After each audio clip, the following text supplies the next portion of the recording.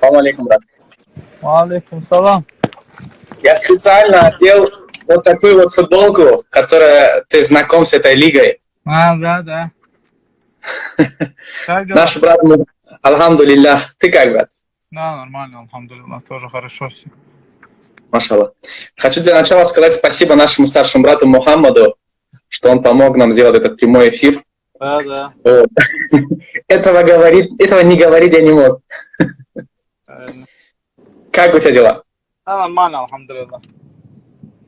Как пост прошел месяц Рамадан, расскажи. Хорошо, вообще очень хорошо, алхамдулилlah. Пост плохо пройти не может, алхамдулилlah. Лучший месяц, брат. Клянусь, когда она закончилась, я очень, так знаешь, немножко расстроился даже, что этот священный месяц прошел. Я бы хотел, чтобы он был на весь год, знаешь. Да. Хорошо было. Каждый день праздник. Вот. Юсуф, расскажи, пожалуйста, как вообще обстоят дела в республике, коронавирус, вот это вот все, как вообще дела идут там? Алхамдулилlah, все хорошо, вот все соблюдают карантин, выходим только в магазин, можем рядом выйти. Все нормально, алхамдулилlah, люди идут на выздоровление. Я думаю, неделя-две уже можно будет более-менее выйти, иншаллах. Посмотрим, что руководство скажет. Радует, что народ тоже все соблюдает и знают то, что руководство заботится о нас. И поэтому, алхамдулилlah, я думаю, максимум недели-две и все будет хорошо. Маша. Давай, наверное, комментарии отключим, да, потому что у нас вопросов же нету от зрителей. У нас все вопросы подготовлены заранее.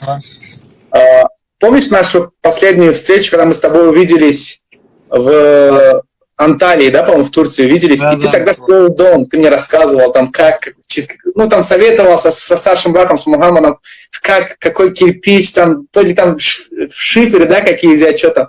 Помнишь, рассказывал, как там обстоят дела с твоим домом? Алхамдулилlah, хорошо все. Дом строится. Пока с карантином, уже с начала карантина остановили стройку. А так все хорошо. Крышу тоже закончили. Потихоньку, алхамдулилlah, по милости Всевышнего, идем вверх, можно сказать. У меня есть хорошие друзья, которые разбираются в стройке. Они подсказывают, Мухаммад тоже разбирается. Так что, алхамдулилlah. Машаллах. Как обязательно, как закончишь, или как там, допустим, в преддвериях, как ты закончишь, обязательно позвони, расскажи, мы приедем к тебе там. Я, конечно, с радостью, очень рад буду, если вы приедете. Давай перейдем на вопросы. Помнишь последний бой Артема Резникова, как раз таки он дрался в ACA, и тогда он сказал, Юсуф Раисов, хватит биться с бразильцами. Кто виноват в том, что Сарнавский слетел, по-моему, да? У вас же был бой, правильно? Потом хотели тебе организовать бой с Вартаняном. Опять-таки, там, я помню, даже видел видео, где Вартанян заходит к тебе в раздевалку и говорит, что я все время дерусь с россиянами, я хочу же драться тоже с иностранцами. Но так получается, что пока с иностранцами дерешься ты. Как так получается? В последние мои... Но не считая этот бой, который должен был состояться с Хендерсоном Батистой. Хендерсон Батиста очень хороший, очень сильный боец. Да. Мне предложили его, я сразу же согласился. Потому что это достойный соперник, под которого нужна очень сильная подготовка, очень грамотная подготовка. До этого был Хакран Диаз в декабре, который должен драться за пояс. До него должен был быть Александр Сарнавский, опять же. Но Саша не смог, потому что у него были свои проблемы, видимо. И опять выступил против бразильца. Если бразильцы осмеливаются выйти на замену, то это же не могут быть претензии ни к ним, ни ко мне, ни к лиге. Почему тогда другие спортсмены вообще не готовы? Наверное, наши спортсмены более серьезно относятся к своему рейтингу. Я бы тоже не стал бы за 2 недели на замену выходить. Но и претензий ни у кого не может быть. Тем более у спортсменов. Там никаких претензий не может быть. Он там просто, наверное, чтобы как-то раскрутить поединок, высказался. Никакого фундамента словам не было, конечно. Но у кого? У Резникова. Артема, да? Да, я же там не то, что ему объяснять я ничего не собираюсь. Именно болельщикам, которые переживают за меня, которые хотят видеть. Да, я понимаю, что они хотят видеть противостояние российских бойцов, но российских бойцов как таковых не было, чтобы противостоять. Потому что Эдик, у него другие планы. Эдик это спортсмен, который со всеми дрался. Да. И, если же хоть он со мной откажется или с другими откажется, никто его не может, ни его, ни других спортсменов не может упрекнуть в том, что он кого-то испугался. Да. Это показывает, что он грамотный боец, свои планы у парня. Он всегда бился, он бился за пояс, он был временным чемпионом. А про Сашу Сарнавского. Саша, я 3 раза бой попросил. 1 раз Саша травмировался, 2 раз он не был готов. Ну, именно в день боя, когда он травмировался, мы с ним должны были выступить.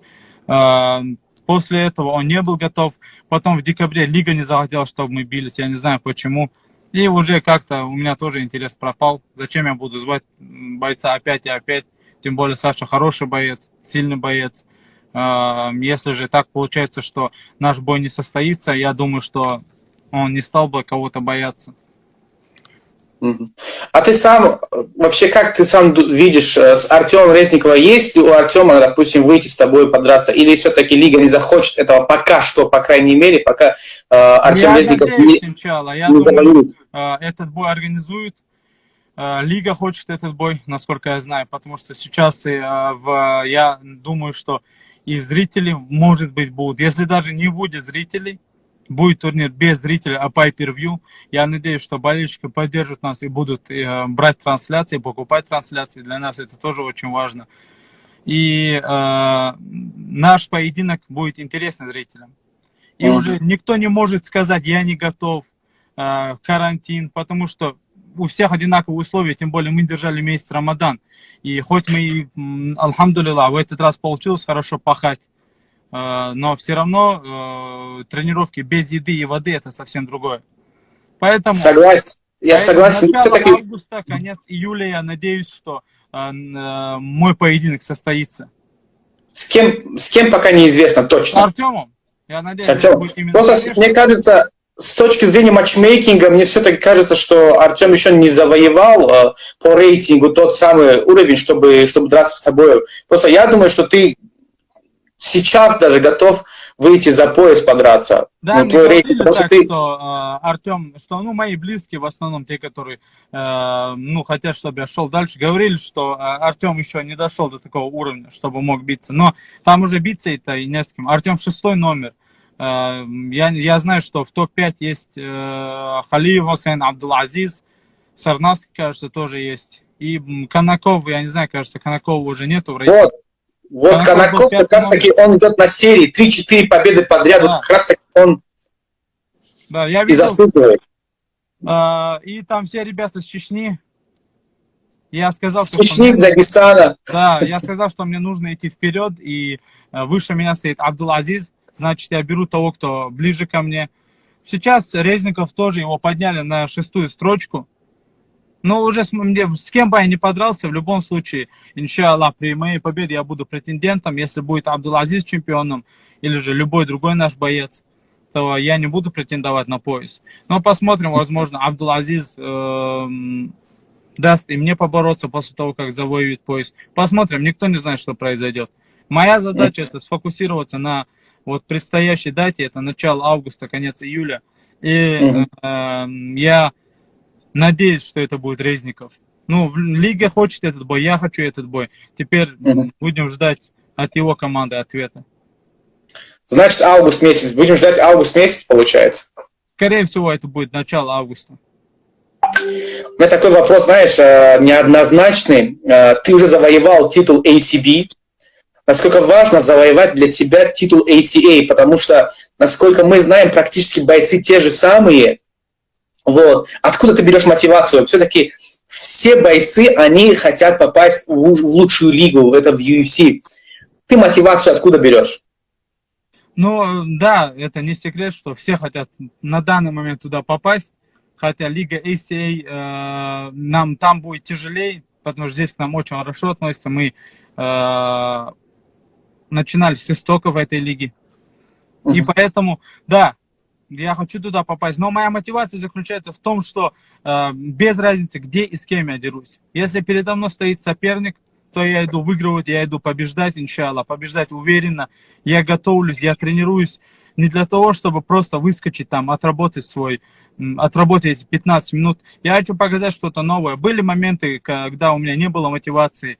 Вот в 70 килограмм я это почувствовал в начале, в первых 2-3 боях. У меня не было мотивации, и как-то готовился я также. Просто именно в день боя как-то не то, чтобы к сопернику я несерьезно относился. Просто общий Извини, я перебью тебя, но при всем уважении, допустим, если ты выиграешь Резникова, я не буду удивлен, и много кто не будет удивлен. А если он выиграет тебя, то это будет реально нонсенс. Поэтому я все-таки думаю, что твои соперники должны быть такие, знаешь, вот из калибра там Сарнавский, Шабли, допустим, тот, который сейчас не подписан, Ахмед Алиев. Вот такие вот ребята, если ты подерешься с ними, допустим, да, там, если говоря о российских бойцов, да. А если смотреть за рубежом, это топ-10 из UFC в легком весе. Вот кто твои соперники. Я буду удивлен на самом деле, если ты выиграешь. Что болельщики и ты ко мне, такого высокого мнения, естественно, ни один боец не будет думать, что он может кому-нибудь проиграть, кто бы это ни был. Хоть сейчас и рано говорить о топ-10 мирового рейтинга, что сейчас люди не так на это посмотрят, когда я нахожусь, я не знаю, или в 30-ке, или в 40, топ-40 рейтинга. Это неплохо. Просто. И люди к этому, когда ты выигрываешь, уже люди по-другому начинают к тебе относиться. Поэтому ты должен просто быть сфокусированным на поединке. Мне без разницы, кто будет стоять напротив. Я хочу именно бой с Артемом. Я именно с ним поединок хочу. Я заряжен именно на этот бой. После его слов я уже не мог даже на Хендерсоне Батисте сфокусироваться. Хотя у меня было 2-3 недели до боя. И поэтому все хотят видеть этот бой. Резников как мог раскручивал этот поединок. Но в последних его интервью я уже раскрутки не почувствовал. Он уже говорил, что он говорит, что не нужно говорить, что кто лучше, кто хуже. Просто покажем это. Но это говорил изначально именно я. Я в своем интервью сказал то, что я считаю, что я лучше него во всех аспектах. Но увидим мы это 24 июля или 8 августа на турнире. Естественно, я считаю, что я лучше него. Я думаю, позорно считать спортсмену своего соперника лучше себя. Есть моменты, где, возможно, у него будет небольшой плюс, который мы учитываем. Это в самом худшем случае. Но Артем в своем посте, который любой может посмотреть, сказал то, что ему не будет проблем перевести меня в партер. Что он на это сказал? Возможно, он забыл просто, что он так сказал. Но это же ММА, мы же видели, как ты в партере себя чувствуешь. Я только что сказал свое мнение по этому поводу, я не буду удивлен, то есть, если ты его выиграешь. Давай сразу перейдем к другому вопросу, да, там, Юсуф. Ты тренировался с моим земляком, с Лоихом Раджабовым, когда он готовился к своему титульному бою. Какие хорошие качества ты его мог бы сказать? Самое его лучшее качество, мы с ним на спаррингах жестоко зарубались, и оба уставали сильно, но оба шли до конца. Вот это меня очень радовало в нем. Мы друг другу проходили в ноги. Если даже я его переводил, он снизу работал. Я очень любил с ним спарринговаться. Надеюсь, в будущем мы с ним опять окажемся вместе в Таиланде. Очень хороший удар у него, очень тяжелый удар, такой хорошие руки. Самое главное, он идет до конца. Вот это не у каждого бойца это бывает. Да, техника, у тебя все может быть. Но если ты на тренировках не выкладываешься прямо, можно так сказать, до потери пульса, грамотно, не на каждой тренировке, но на основных тренировках ты должен вот так работать. И тогда в бою ты можешь работать так же, ты знаешь, что ты можешь работать. Лоик вот такой спортсмен. Мне очень понравилось с ним спарринговаться. И хороший парень, что самое главное. Вот, кстати, очень хороший парень. Ты сказал, вот, не считая октагона, не считая спорта, какие хорошие качества по нему мог бы сказать? Такой добрый парень. Мы с ним жестоко рубились, но не было такого, чтобы мы там как-то из себя выходили. Но удары мы жесткие наносили. Эмоции контролировали. Да, эмоции очень важны. Мы головами иногда сталкивались, и все нормально, раз руку дадим, и опять зарубаться. Очень, вот такие спарринги я люблю. Вот здесь мои ребята, мои одноклубники, мы точно так же зарубаемся, но грамма какой-то неприязни после спаррингов друг другу не бывает. Прямо друг другу помогаем. В любом случае ты должен, если ты пришел помочь своему товарищу, в нашем спорте. Ты должен Да. нагрузить его, работать по полной, чтобы он работал на максимум. Машаллах. Ты был в Таджикистане, вот как раз таки несколько лет тому назад, когда Мухаммад, твой старший брат, выступал. Какие у тебя впечатления были в Таджикистане о таджиков, о Ну, республике? там ребята меня очень сильно встретили. До этого я бился там, я не мог разъезжать. А после, когда Мухаммад бился, я помогал Мухаммаду. Мухаммад очень такой, когда он был в спорте, он был таким большим профессионалом. Не было, если бывают такие некоторые бойцы, что тренера или их ребята, которые пришли им помочь, они не могут оставить спортсмена, потому что он может выпить воды, там, как-то сломаться, можно сказать. Мухаммад не такой. Он сделал вес, и ребята повезли меня в горы, в очень красивые места. Я очень благодарен им. Таджикистан мне очень сильно понравился вообще в общем. И народ, и местность Душанбе. Когда я вот буквально сегодня утром я смотрел свой бой в Таджикистане, не сам поединок, а вот где я давал интервью после боя, и как меня поддерживали. Если не больше, то точно не меньше, чем здесь в Грозном меня поддержали таджики. Машаллах, машаллах. Мы всегда, брат, всегда будем рады, когда будет турнир в ACA в Я Таджикистане. просто так приеду именно в Таджикистан, мне очень понравилось там именно и мечети, и архитектура, и все мне там понравилось. Сейчас еще открыли новую мечеть, самую крупнейшую, по-моему, в СНГ. Она очень большая, да. Очень большая мечеть. Обязательно ты приедешь, мы покажем тебе. И еще, кстати, хотел бы рассказать, что самый большой клуб за пределами Российской Федерации, клуб Ахмат, это бойцовский клуб Ахмат Таджикистан. Да? Вот. Да. Бойцы Раджабали Байонова, Тим Байонов, Азам, Нуло и другие представляют этот клуб. Вот И это очень хорошие спортсмены тоже. Вот ребята сейчас в Таджикистане очень сильно именно в плане профессионализма подтянулись. Грамотное ведение боя, весогонка. Вот во всех аспектах ребята себя хорошо показывают. Маша Аллах, брат. Брат, давай тогда вот полностью поменяем еще раз тему. Ты в курсе то, что отец Хабиба сейчас в тяжелом положении? Ты на связи с Хабибом? Ты слова поддержки ему говоришь?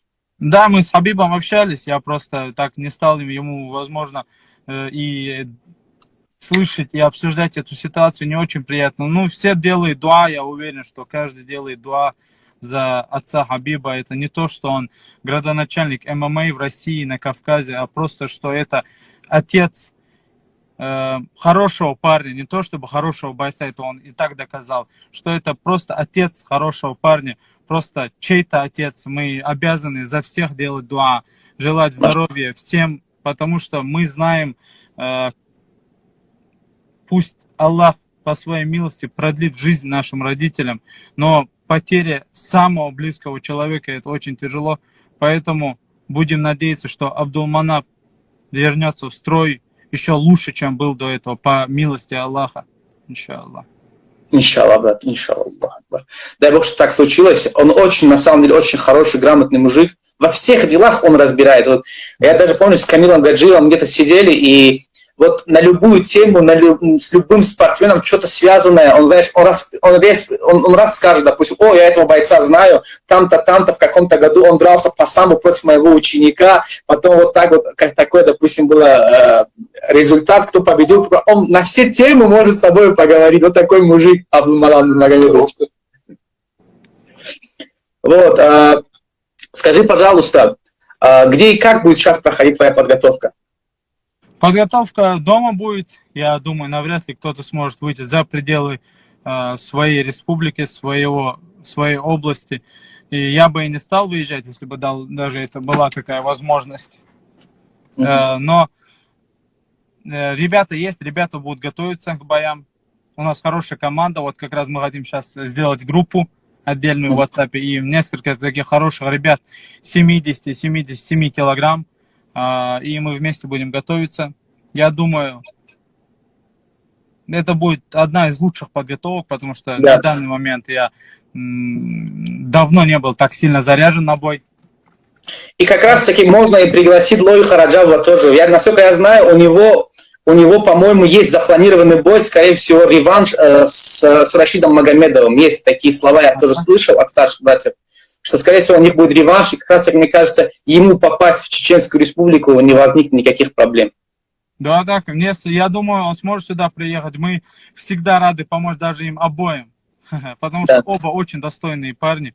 Я, конечно, не хотел бы, чтобы они бились. Я даже не посмотрел их бой, потому что не хотел, чтобы любой из них проигрывал, кто-либо из них проиграл. Но у них будет мощный поединок, такой же, как в тот раз. Это был очень равный, очень хороший бой. Иншаллах, иншаллах. Да, конечно, чисто спортивный интерес, я Да, думаю, да, что да, очень они оба очень хорошие ударники. Поэтому их реванш будет очень интересным. да. Ну что, Юсуф, спасибо тебе большое за интервью. Очень рад тебя видеть. Иншаллах, мы с тобой еще увидимся. То ли в Чечне, Обязательно. то ли в Анталии. Обязательно мы с тобой Я тебя увидимся. в Чечне жду. Все, всем салам Да. алейкум. Огромное О, братло алейкум. всем таджикам. Обязательно приеду. Давай, удачи. На связи. Спасибо. Спасибо, брат. На связи будем. Пока. Давай.